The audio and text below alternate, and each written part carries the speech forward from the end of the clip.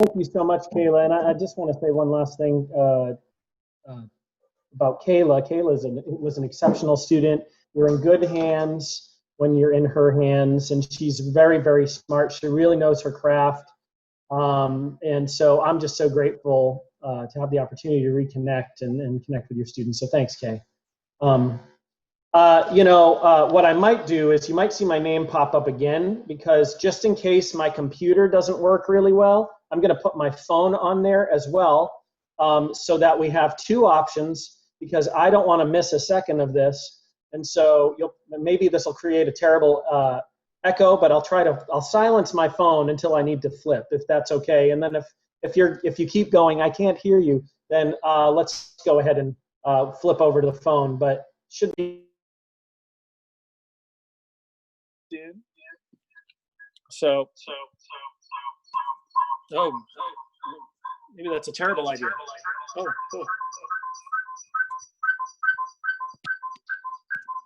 Okay.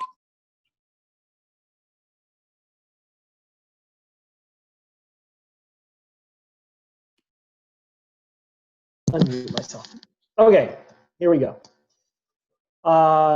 All right, friends. So what we're going to do is, there was a scene that you're supposed to do, and what I want to do is quickly just read. Could I have two volunteers? Hello, check 1, check 2. Are you hearing me? Okay, good. 2 volunteers jump in and go ahead and IBA. through the scene. All right, you got it. You volunteer as tribute. Got it. And it looks like Lauren also wants to volunteer. So Ryan and Lauren? Yeah, why don't you unmute yourselves, Ryan and Lauren, and then go for it. And who wants to?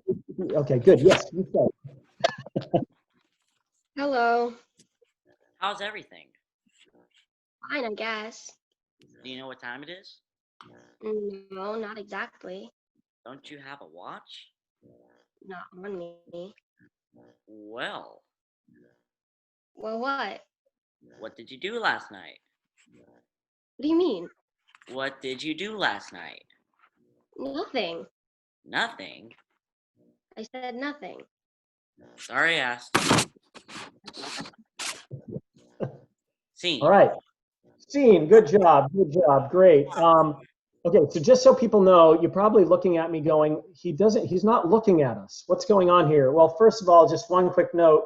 My video camera is at the bottom left side of my screen. So if you go, what is he looking at? I'm actually looking at you, okay? I'm looking right at you, but I'll try to talk to you here during that. Okay, for everybody else who is watching, what was the scene about? Just hop on and tell me. I think it's about someone who is, I don't know, who wants to know what happened last night, and wants to know what time it is at the same time. Doesn't know anything. Good. Lauren, do you have any ideas? I think the whole point was kind of to make like a random conversation sound like natural. Okay, good. Did you guys know with 100% certainty what was going on in the scene? I had like literally just about no idea exactly what in the world was happening here, because it's just like straight into a conversation, and then they ask like 3 questions, and it's like, wait, what do you mean by that? It's just they're throwing all these random things in. I'm just like, when would this ever happen in an actual like conversation? And it wouldn't. And the conversation may happen, but what wouldn't happen is you would never be questioning what's actually going on, like what happened last night. Because in a normal conversation, you know what happened last night because you lived it. Exactly. Okay? You were there last night, okay? So you'd never know. So the first thing we know about this scene is it has no context. And so it's really hard to act a scene really well when you have no idea what's really going on, because neither one of you guys know what's going on. Now, we can fix that really quickly, and what we'll do is I'm going to add some context to this, and we'll probably let you guys do it, and then we'll bounce around to some different people. So the things I'm really going to try to deal with is 3 different things today. One is what we call objective, or what we call, you might call it, what do you want? You know, we ask the question, what does your character want? The other one is obstacle, which is what's in the way of getting what you want? And the third thing is tactics, which is how do you get what you want? Okay. Now I'm gonna ask some different people questions here. So Ryan and Lauren, thank you so much. But I'm gonna jump around. Let's have some other people talk about, like, what we're gonna do is figure out, first of all, what is the difference between an objective and an obstacle and a tactic. So I'm gonna try to explain this in a way people know. So an objective is what you want. So I'm going to come up with a really gross definition, like example of it. So you guys are in probably, I'm guessing, the Sacramento region, right? You're somewhere over in Rockland, Roseville, Granite Bay, or somewhere near there in Sacramento somewhere, or close to there. Okay, so let's assume we're in Sacramento and you want to get to San Francisco. Okay, that's what we call an objective. Very simply, and we live every day. We live by objectives. You wake up in the morning and you have wants. I want to eat breakfast. I want to sleep in another hour of the day. I want to go hang out with my friends. I want to, any numerous things. I want to get ready for a trip. Whatever it is, that's what we call your objective. That's what you want. So if I was going to, so what would I say if, what would you call, so say we're going to the Bay Area, from that area, what's the best way to go? What, if you want to get to San Francisco from like Rockland, Roseville, Sacramento, what's the fastest way there? Does anyone know? Just jump in and say. Plane. Freeway. A plane. Plane? A plane. Okay, well, a plane would be pretty quick. A freeway. Oh my gosh. You guys just described a couple different things. What? Wait a second. What, is there any other ways you can go? Private jet. All right, so let's say plane or freeway. Let's, just for fun, let's pick freeway. Okay. Because it will be the easiest way to make an example of it. Okay, but what's the best freeway to get to Sacramento? Does anybody know who drives? You know which is the best one? 80. 80, there he is, the Talon Anderson himself. Hey, buddy. 80 is the best way. And when you're just about to get to San Francisco, you have to cross what to get there? The bridge? A bridge, yeah. Specifically, which bridge would you go? What's the fastest bridge to get there? Does anyone remember? There's a few bridges. I have no idea. Oakland Bay Bridge. The Bay Bridge. Bridge? Yeah, the San Francisco Bay Bridge. It's the big, long, huge one that goes over there on the 80. It is actually still Interstate 80. So say you're going to San Francisco via Route 80. Okay, that's your objective. But then we find out the bridge is closed. What do you do then? You could do what Ryan said, right? You could take a plane. You could take a plane to San Be there Francisco. in like 30 minutes. Yeah, you get there faster, and you could get there. It would be simple, right? You get there faster, and you wouldn't have to worry about the bridge. What else could you do? Train. You could take a train. Train will go different. What else could you do? Let's just rattle them off, as many as you can think of. Hitchhike. You could hitchhike. You could go. Now they couldn't go over the same bridge. They'd have to go. What's that? Said that doesn't change the fact that the bridge is closed. So what's some other things we could do? And anybody can jump in. Run. If you have the time, you live close enough to it. You could run. There's more than one bridge, right? You could take another bridge. You could go a longer way, but you could go over the Golden Gate Bridge and get there. You have to go kind of north up through, all that up near Napa and all that stuff and down, but that's okay. That's cool. You could also what? Listen, you guys basically discovered, but I'll say, go ahead, Taylor. You had something? Bay Area Regional Transit. Bay Area Regional Transit. What other kinds of ways do they have to go versus the bar? They have the train, they have the subway, they have from Oakland, they have something very unique. Imagine if they had teleportation. Teleportation, a ferry. Like from Oakland, you can take a ferry over Bay Area Regional Transportation. You could swim. You could take a boat. You could take a submarine. You could you could parasail over.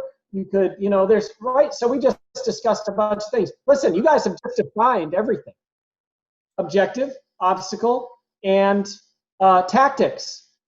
So your objective was to get to San Francisco. Your obstacle was what? Obstacle was a bridge. The bridge was closed, right? So you couldn't get there anymore via the bridge. And then your tactics were what? Plane. Fly over the bridge. What else? Go under the bridge using a boat. Boat, right? Okay, so all those things are different bridge. Those are tactics. Now, if you had a change in objective, what would that look like? So the Bay Area Bridge is closed, and then you decide what? What would be a change in objective, a change in what you want? Go back home. Go back home. You're like, forget it. I'm not going to go to San Francisco. Okay, I'm not going to go to San Francisco. I'm going home. Or you might say, oh, the Bay Bridge is closed. Well, I'm going to go to Pleasanton and have a nice lunch. I'm going to go to Six Flags.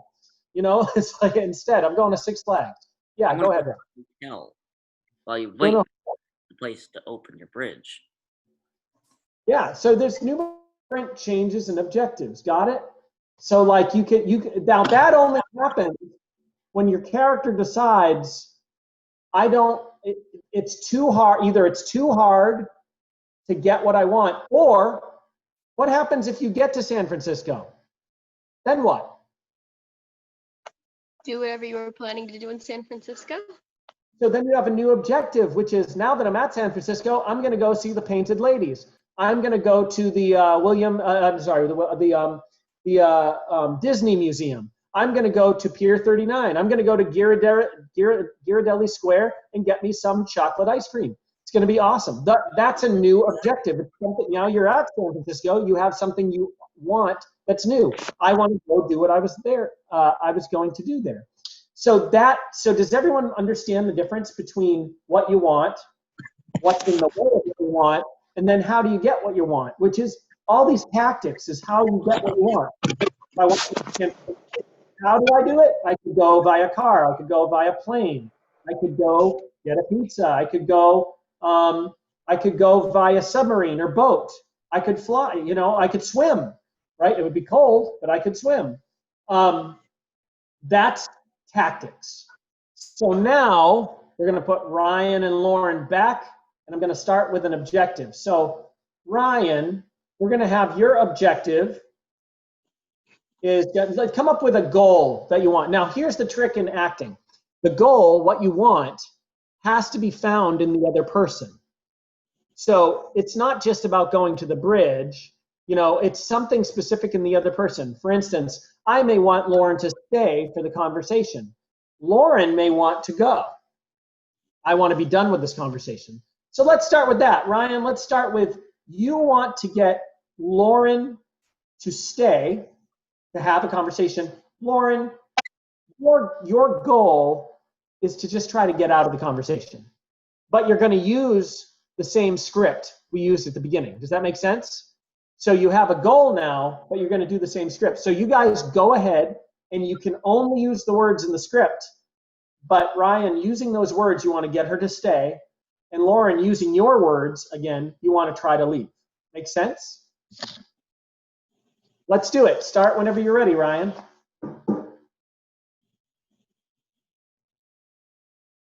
And make sure your microphone's on, Ryan. Ryan, are you there?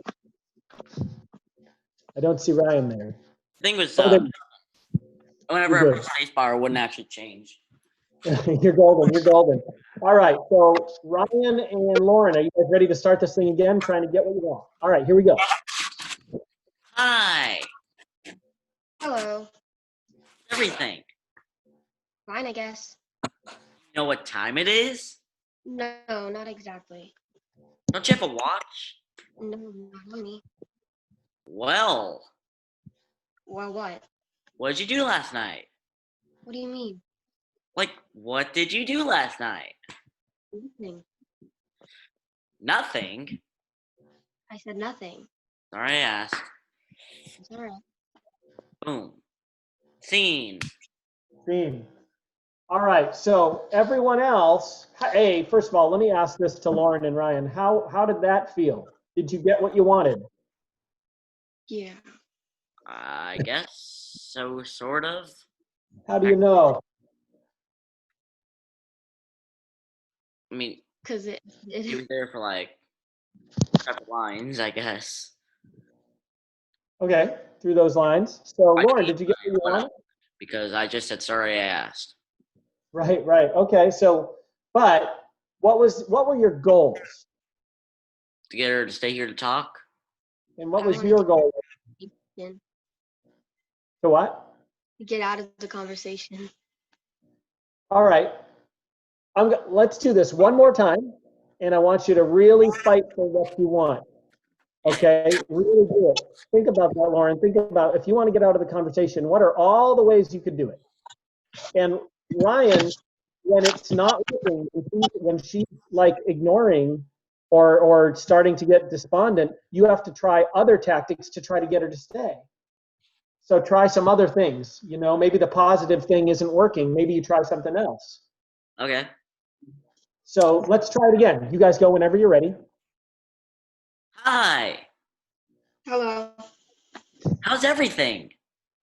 Fine, I guess. Do you know what time it is? No, not exactly. Don't you have a watch? Not on me. Well, Well, what did you do last night? what do you mean? Like, what did you do last night? Come on. Nothing. Nothing. I said nothing. Oh, sorry I asked. That's all right. Good job. Okay, so I'm going to ask either Olivia or Taylor or Marissa. You guys chime in and see, what did you think? What was the difference between the very first time they did it a little while ago and this time?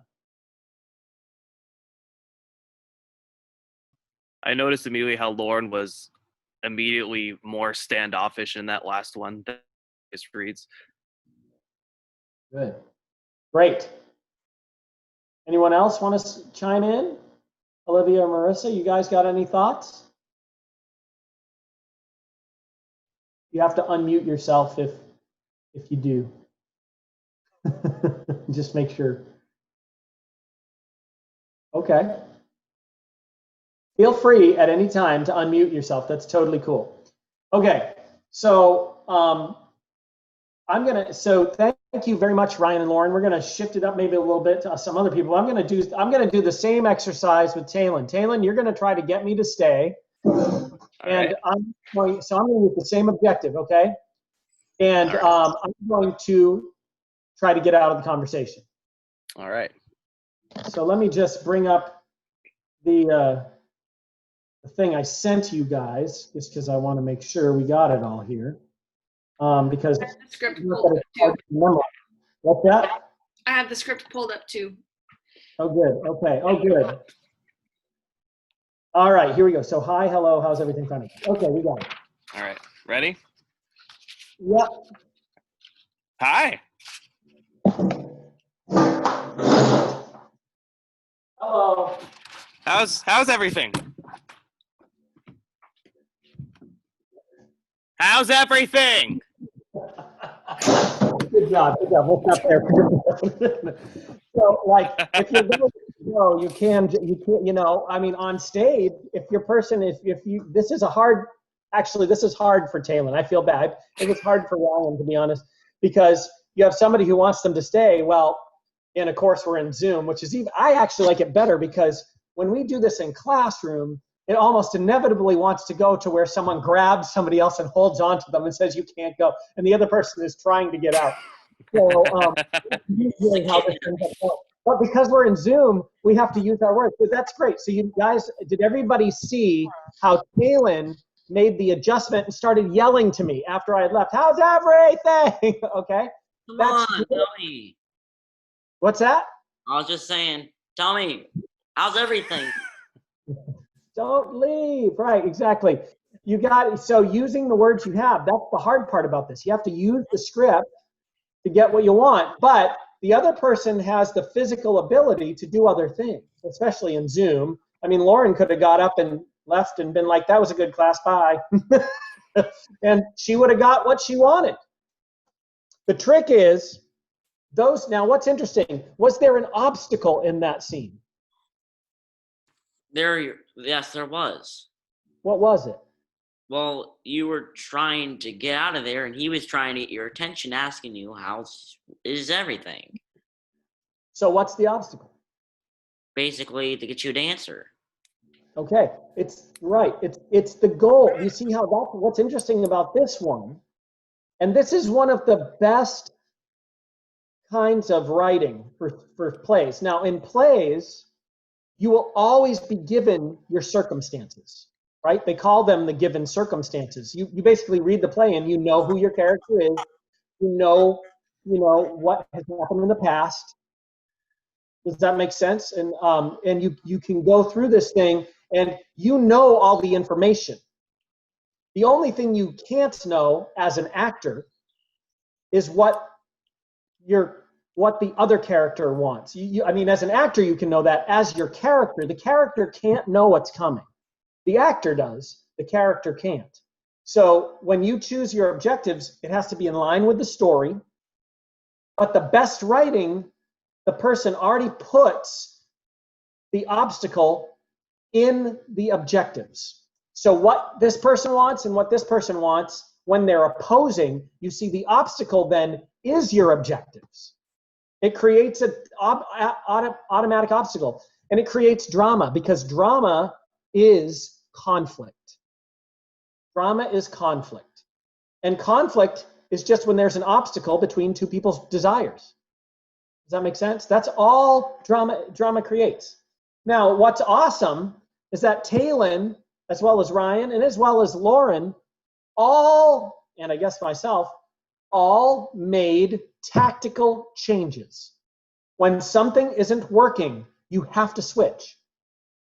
So I would love if, Olivia, are you there? Could you come on for a second? Just unmute yourself and talk. Yeah, How you doing? good. Good. Do you want to try this? You want to Yeah. try us? Okay. Marissa, are you there? Could you turn on for a second? Yeah, can you hear me? I can hear. Speak a little bit more. Can you hear me? I Hello? can hear you now. Hello, Okay. hello. Awesome. So, Olivia and Marissa, I'm going to have you guys do a scene together. Okay, but we're going to set it up a little bit more. Does that make sense? We're going to create a little bit of the given circumstances. So let's do, is it okay if we do kind of a mother-daughter scene? Sure. That would be great. And Marissa, I'm going to have you play mother, and you're going to be A. Okay. And then Olivia, you're going to B. Okay? Does that sound good? Is that good for you? Mhm. Okay. Yes. All right. So here's the thing. So you're mother and daughter. Okay. Olivia, you want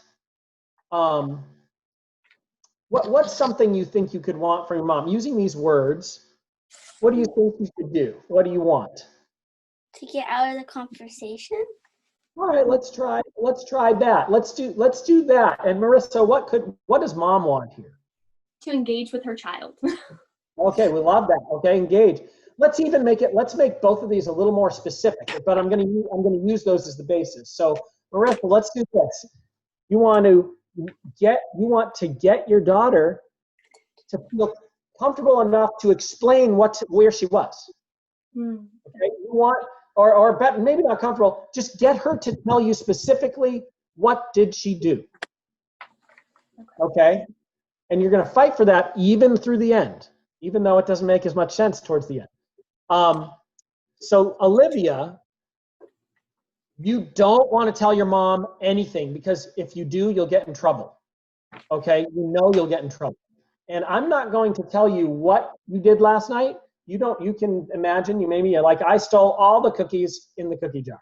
I don't know, like, where were you last night? I was out eating everybody's cookies. Or you went to a friend's house without permission for a sleepover. Doesn't matter, you know what I mean? But that's going to be kind of a given circumstances, very, very slim circumstances. And your want is to not tell her. You want to make sure you want to get out of it. And Marissa's is to really get to find out what happened.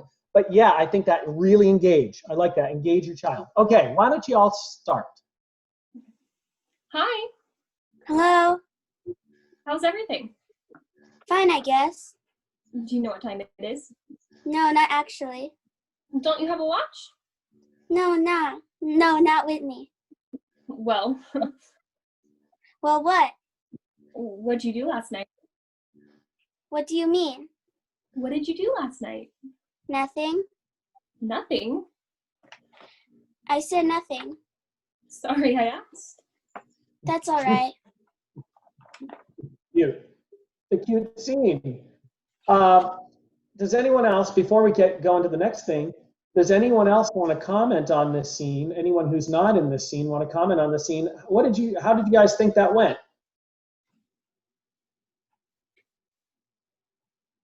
Just make sure you turn your microphones on to respond. I'm talking to Taylin, Lauren, or Ryan. And of course, Kayla, you can jump in whenever you want.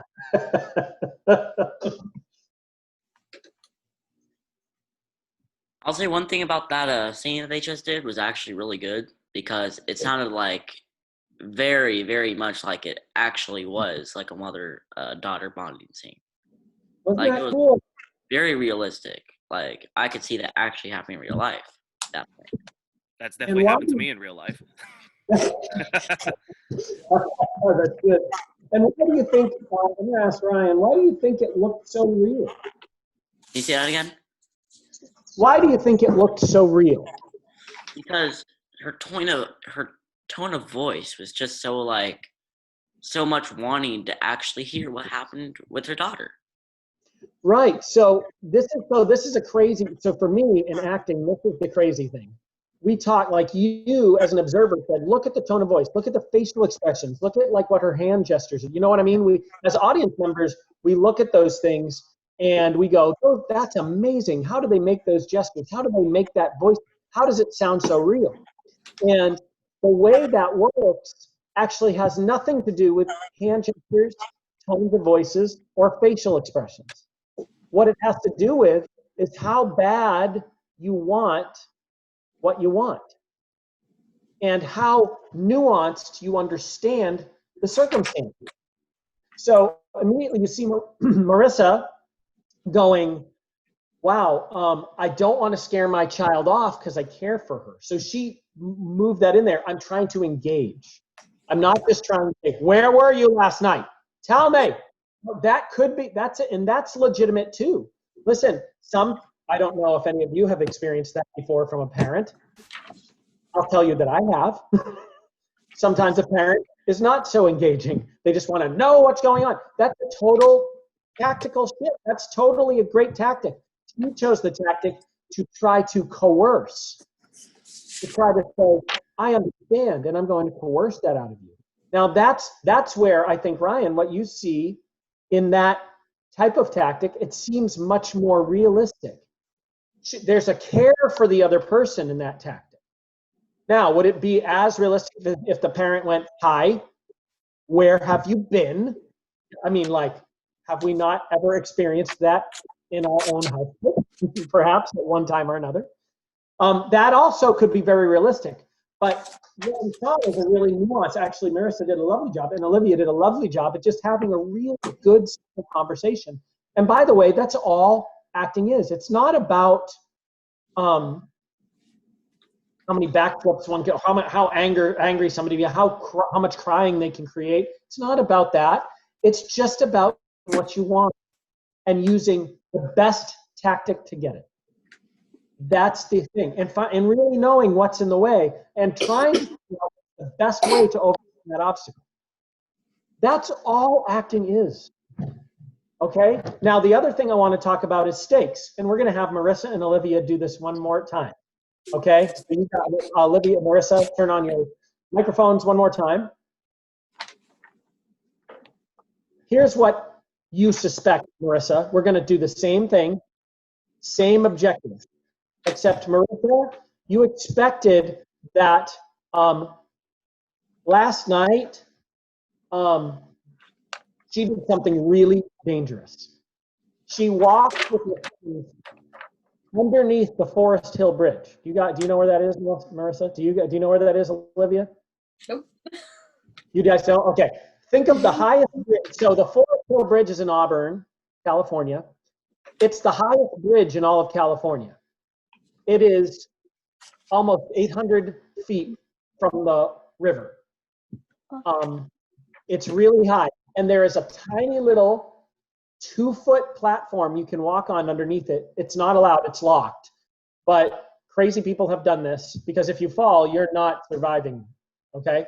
So let's do this. You suspect she went with her friends under the Forest Hill Bridge. Okay, super dangerous. Olivia, Yes. let's do this for you. All you did was go over and watch movies at a friend's house. It's not that big of a deal, okay? So I want you to, now I know you heard that, Marissa, and I know, Olivia, you heard what Marissa's thing was, but I want you to just focus on your own objective and your own stakes. You're like, I just went to watch a movie. You could get in trouble, but it's like, it's not that big of a deal. She's your friend. Your mom knows your friend. Totally cool with it. You've stayed over at her house a million times. It's not that big of a deal. She lives next door. Okay, it's really easy. All right, let's start it again. Okay. Hi. Hello. How is everything?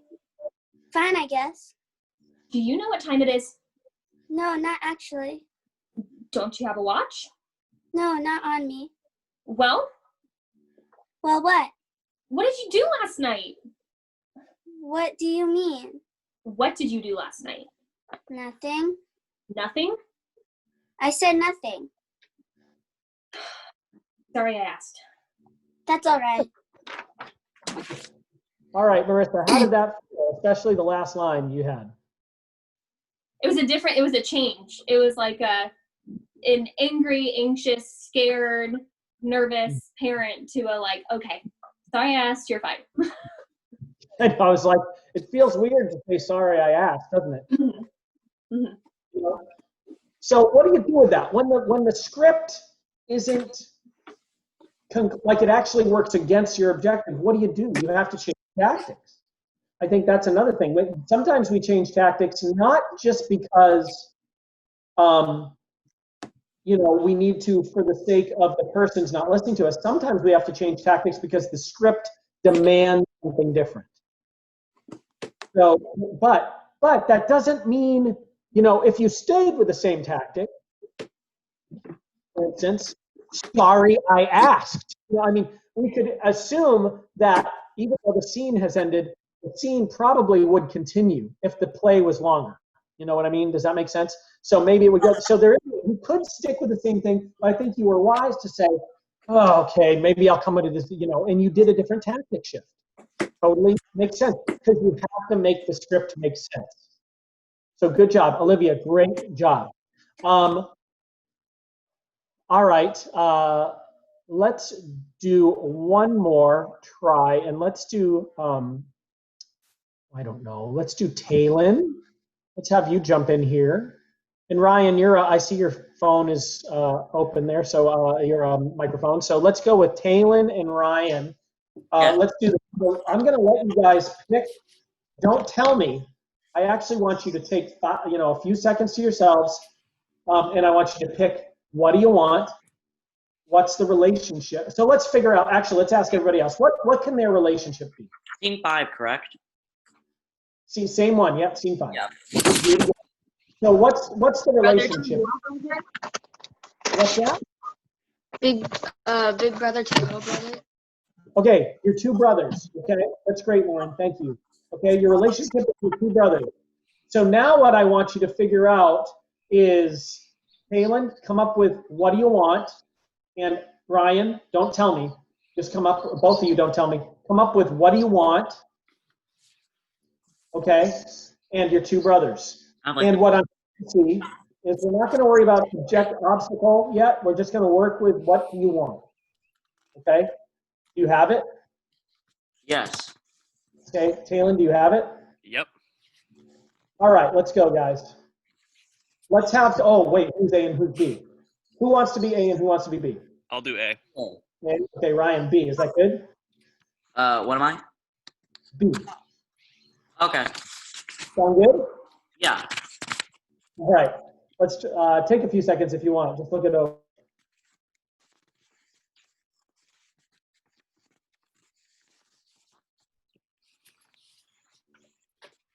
Hi. Hello. How's everything? Fine, I guess.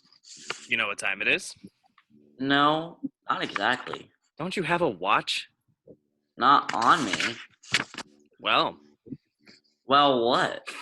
what'd you do last night? What do you mean? What did you do last night? I said nothing. Nothing.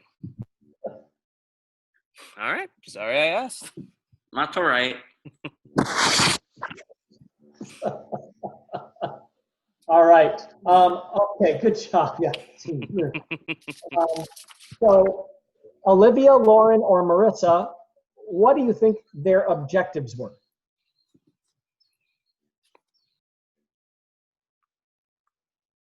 I feel like Big Brother was trying to find out more information or get him in trouble. Get them in trouble. Okay, more information, get them in trouble. Yeah. Okay. Good. What about younger brother? What did the younger brother want? Lauren, go ahead. I think the younger brother was kind of just like not really understanding what the brother's getting at, like not really understanding the point of what the conversation with his brother was. Okay. So what do you think he wanted? I think he wanted his brother to just tell him what he needed so he could stop talking to him. Spit it out. Yeah. Spit it out, dude. All right. So now tell us what were your goals? Well, I sus- originally I was thinking it'd be like, I don't know. It was supposed to be, at first I was thinking of what I'd do if I was A. Apparently he'd be like, I don't know, like, back from jail, and he says he's clean, but possibly he did something last night illegal. I'm trying to find out what he did. Got it. So what did you switch to? But now I guess it's technically the other way around. Okay. Okay. Got it. Okay. What about you, Taylor? What do you want? I suspected he had his first kiss last night, and I was getting the spill details. So that's good. So we had a sense of what, and you know what's interesting, Ryan? Because you had to make that shift last minute, did you sense that you're like, oh my gosh, I'm not exactly sure what to do here? At Like first you got- I was like, I'm not quite sure. I was like, okay, I guess I'll be like a juvenile. All right, that's good. That's good. Listen, that's okay. Like sometimes you just got to make and listen, welcome to like auditioning. When you're auditioning for something, you just have to, sometimes the director's like, I know you've prepared this role, do this one, go. And you're like, oh my God. And you have to make the adjustment really, really fast. And that's okay. Yeah. Lauren, go ahead, Lauren. Something you wanted to add? No. That's okay. Good. Okay. Well, listen. I think we're at. Let's kind of call it here. Does everybody get what's happening? This is about clarifying what's the circumstances, clarifying what do you want, clarifying what's in the way of what I want, and then being free to choose tactics to get what I want. Does that make sense? Yeah. If you do that with any script, that will actually give you so much clarity in acting, and it will make the acting seem more realistic every time. So there you go. So thank you. I think we're going to jump into a Q&A time. So Kayla, I think we are golden. for now. So Thank you so much. That was awesome. And I know I haven't touched on that basic information in so long. It was so fun to think of what I would do in all of those situations. But now I would love to, if you guys have any questions for Derek about what you just learned, about auditioning, about reading a script, if I want to get involved in theater, what's the easiest way to do it? Literally any kind of question, this is the perfect time to ask. So looks like Olivia has her hand up. So go ahead, Olivia. What is your question? So I want to know how I can get into theater easily. Like, what's like the easiest way? I think the best, well, gosh, during coronavirus, it's really hard, isn't it? It's like, I think the best way is honestly getting involved in, like Thrive Arts Academy is an excellent way that you have opportunities to be involved in theater. And because you can get the training, and then you can get opportunities to be in productions, things like that. I always say a local studio or academy like Thrive Arts, community theater is a great way to get started. You just get a chance to get involved with something. I lean a little bit more on the training side of things, just because when you're young, you want to start building good habits. And so an academy can help, the Thrive Arts can really help you instill and build good habits. So that's one way, just get involved. And then other option you could do is, I think, there's things you can do that's just really good, which is get a headshot. If you can get one done by a professional, and of course, different people, myself and others included, have, the people around Sacramento and other places that do headshots, lots of people do them. And you want to do that, you want to start putting a resume together, which the resume is just all of the roles you've done, and then a little bit about your training or any special skills that you have, like if you're a dancer, if you ride a bike or skateboard or roller skate or rollerblade, anything like that. You just put your headshot and resume together, and you can bring that to, and then just go audition for shows, either at the academy or at community theater. If you want to get involved in professional theater, you can start applying to things. There's a newspaper periodical online called Backstage, which provides all professional and non-professional auditions in the local area. So you could get a subscription to Backstage and apply for things. So that's the way you would get involved. Thank you. You're welcome. I have two questions. Yes, sir. First of all, when are you coming back to California? One, I am coming back a week from Monday. So the 10th of August, I will be back in California. And actually, we're leaving early, so I'll be back in at about 4 in the afternoon. Usually I arrive at like 11 at night, but it'll be 4 in the afternoon. Are you in Roseville? I live in Rockland right now. Oh, same. Yeah. And one more question. I love acting, and I like to act. My only issue, though, I find, is memorizing a script. What is the fastest way to memorize a script? Fastest way to memorize a script. I hate to be the bearer of really bad news on this one, but it is what I have a really good friend who works all over the place. Taylor's worked with him. His name is Brantz. His name is weird. His name is Brantz Cornelius. What a name. Okay. And that's not his stage name. That's his birth name. I don't know why you'd pick a stage name called Brantz Cornelius. But anyway, he says that memorizing script is what he calls the donkey work. It's the hard work that everybody just has to do.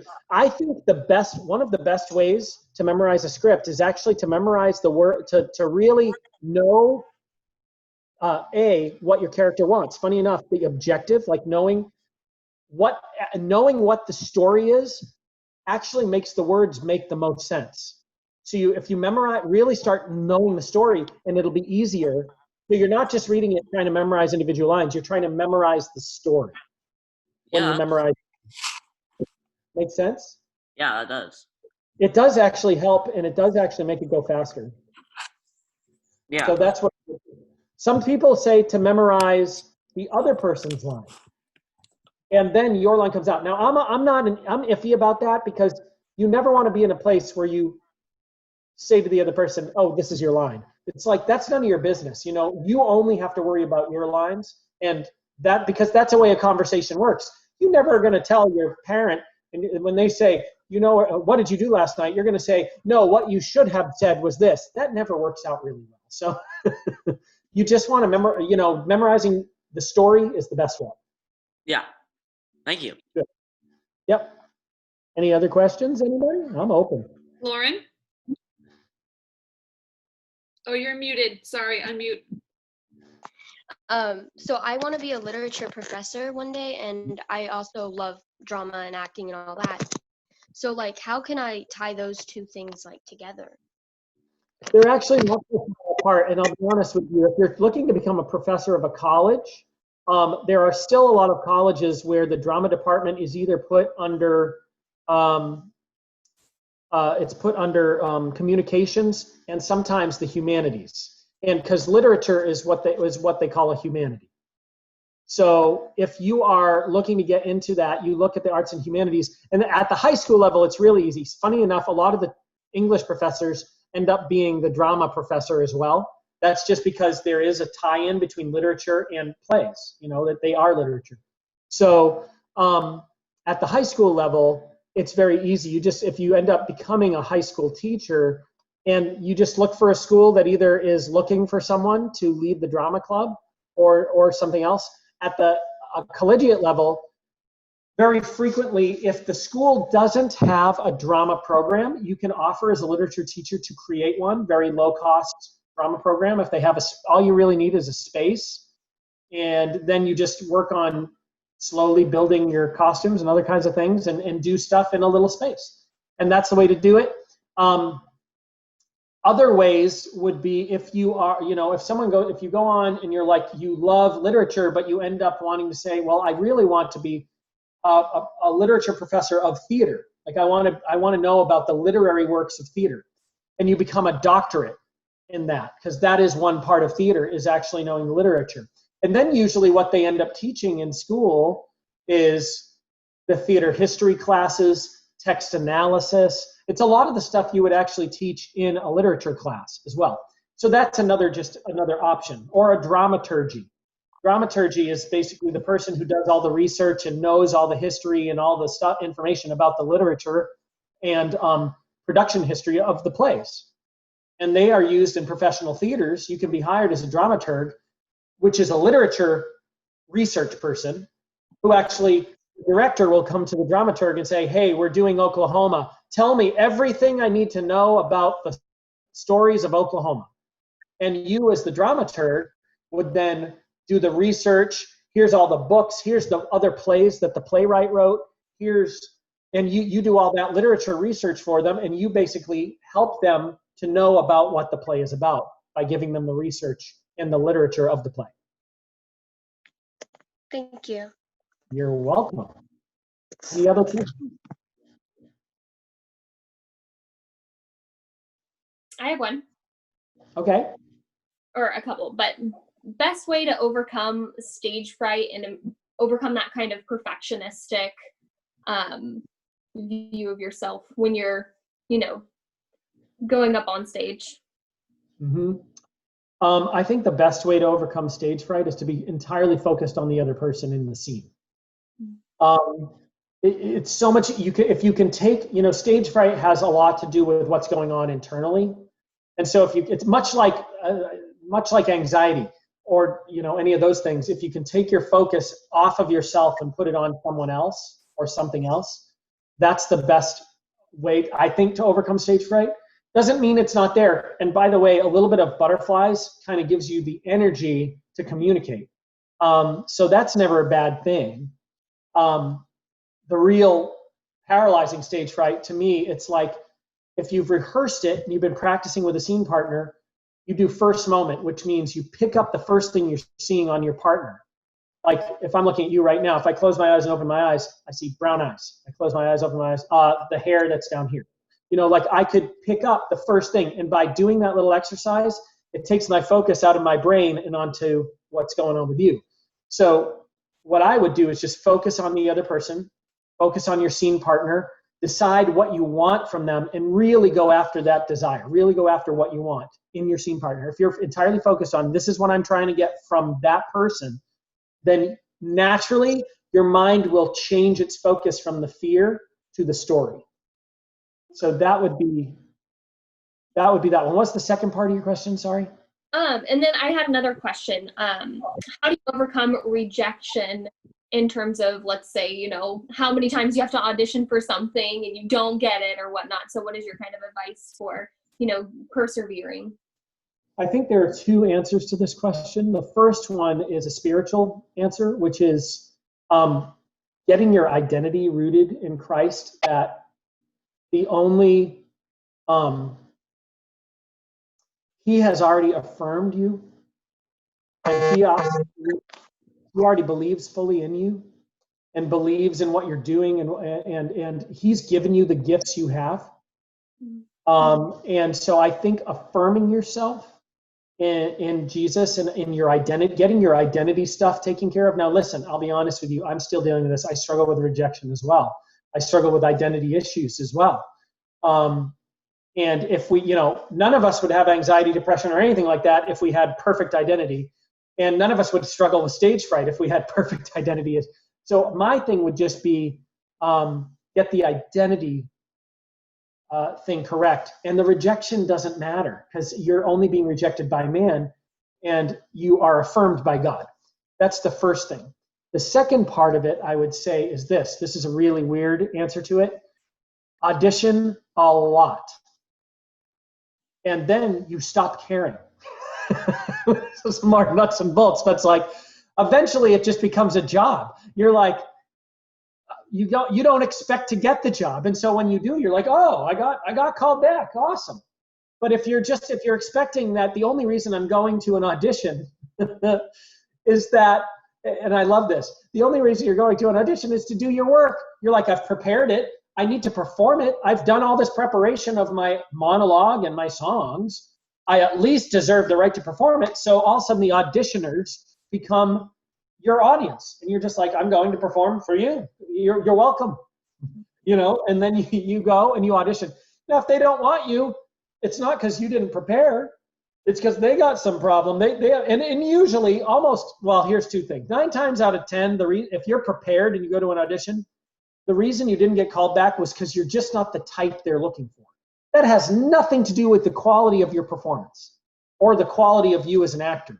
It has everything to do with something you can't control anyway, which is they just want someone with blonde hair or dark hair, or they want someone who's 5'7", or they want someone who's 5'4". And it's like, well, I'm 5'8", I'm 5'5". It's like, it doesn't matter. You didn't get it simply because the leading man's shorter or taller. You know, I mean, it could be something as simple as that.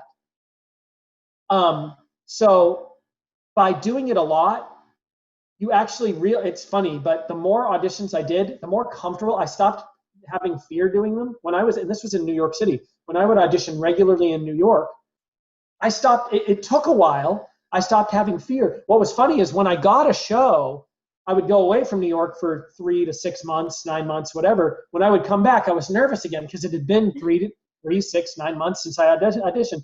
So it took me a few auditions before I stopped caring again. And then you get used to the rejection. It's not like, it doesn't feel like rejection.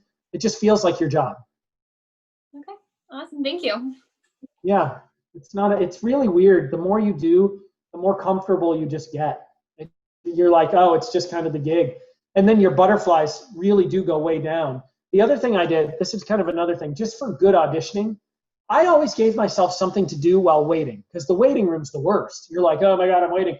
And the worst thing is, if somebody you know is in there and they start talking to you, you can get in trouble, because if you're too loud and interrupt the auditions, the audition monitor gets mad at you. You just never want to do that. So what I did was I carried a yo-yo along with me. I had a yo-yo in my pocket. And I would just sit there in the corner. It might have irritated everyone else, but for me, it was just a little exercise. The good thing is we have our phones now, so you literally can go and play a game on a phone, and as long as everything's muted, you just tuck it in your pocket. For me, it was play with a yo-yo, do the yo-yo tricks, stuff like that by myself. And I calmed down because I was focused on something else. And then they called my name. I just stuck the yo-yo in my pocket, walked in, did my audition, and that was it. Awesome. Thanks for the tip. You got it. Any other questions? Well, if we don't have any more questions, we are right at the end of our time together. This was awesome. Thank you so much, Derek, for being here and sharing your wisdom and sharing in a really fun activity that we got to do. If they wanted to get a hold of you or follow your journey or get to know what you're doing and where you're working, how could any of these students do that? Sure. I think a couple of different things. First of all, you can email me at dmartin@jessup.edu. You could also email me at my other email. I answer it less frequently, but it's like my non-Jessup email, which is derekgrantmartin@gmail.com. My middle name's Grant, so derekgrantmartin@gmail.com. Feel free to email me there. You can also check, I'm on Facebook. I usually accept most people on my I have a lot, because I have a lot of people I talk with, so Facebook's kind of that place that I do some work from. I'm on LinkedIn. You can check LinkedIn. I am also trying to think of what else you can do. You can come and meet me at Jessup. I mean, that's totally fine. You can feel free to just, my office number, I can give you that for now, is 916-577-8033. You can also talk to Kayla. Kayla knows how to get a hold of me. So yeah, you can always ask Kayla. She knows how to get a hold of me. You can come to Jessup. I'm there during the year most of the time. So, I mean, there's I'm not the hardest person to find, I'll be honest with you. It's really not hard to find me. If I'm at Jessup, I'm either in my office, in the chapel warehouse, or in the performance lab. It's like one of those three places, or occasionally I'm eating lunch, that's about it. So I don't go many other places. Fairly easy to get a hold of me. Awesome. Well, thank you very much. Like I said at the beginning, this whole thing was recorded, and so we will send it back to you. I took a bunch of notes in the chat string. If you would like to have the chat string sent to you personally, let me know, and I will send that over to you through email. But other than that, thank you so much. You are awesome, and it was amazing to get to see you and amazing to get to see these students learn from you. Oh, that's so awesome. Well, it's my pleasure. I'm so grateful, everybody, for being here. You all did a great job. I'm very impressed. Way to go, team. And Kayla, way to go. Thank you. You look stunning, as usual, and I'm so grateful to have been invited. Thanks so much for the opportunity. I'm looking forward to seeing you.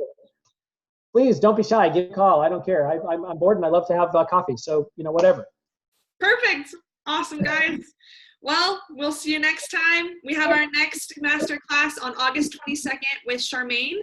So if you want to register for that and you haven't been registered already, you can go to freeartsacademy.com and do that. And we will see you next time. Thank you so much. Guys. Bye. Bye, everybody. See you later. Hey, Kay. Hey. Is that okay? That was perfect. That was You're perfect. still recording. Oh.